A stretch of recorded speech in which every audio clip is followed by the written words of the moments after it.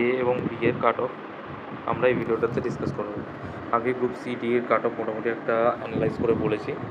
তো group A B কাট অফটা অন্যবারের মতনই আমার মনে হয় 2021 নয় 2020 মতো যেতে পারে।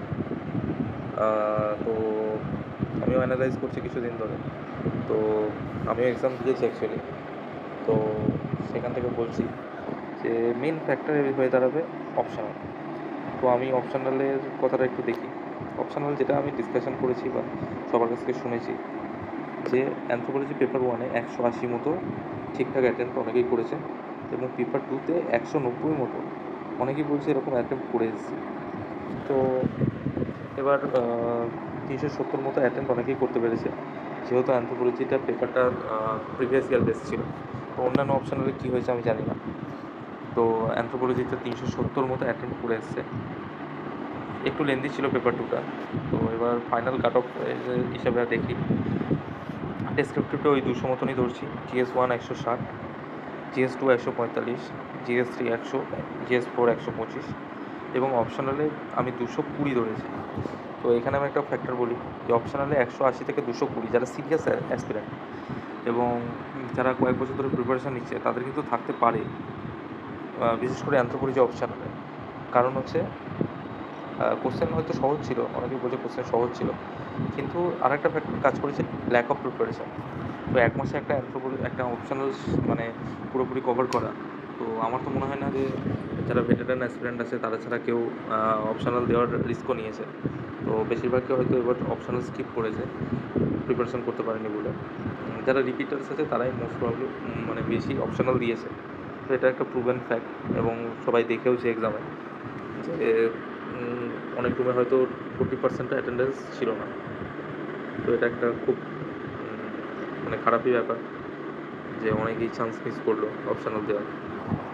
তো এবার আমি বলি এই 220টা এটা ফ্লাকচুয়েট করবে, এটা আমি 180 থেকে 220-র মধ্যে ফ্লাকচুয়েট করবে এবং পিটিতে কল পাওয়ার জন্য 900 থেকে 940 আমার মনে হয় খুব গুড স্কোর পিটিতে কল পাওয়ার জন্য।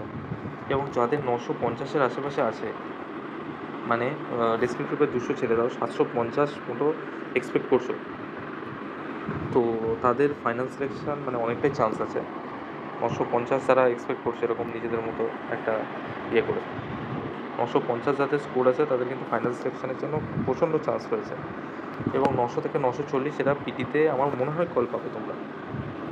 তো এটা আমি বলছি। তো ফাইনাল কাট অফ তো বলেই দিলাম 900 থেকে 940 পিটিতে কল পাওয়ার জন্য।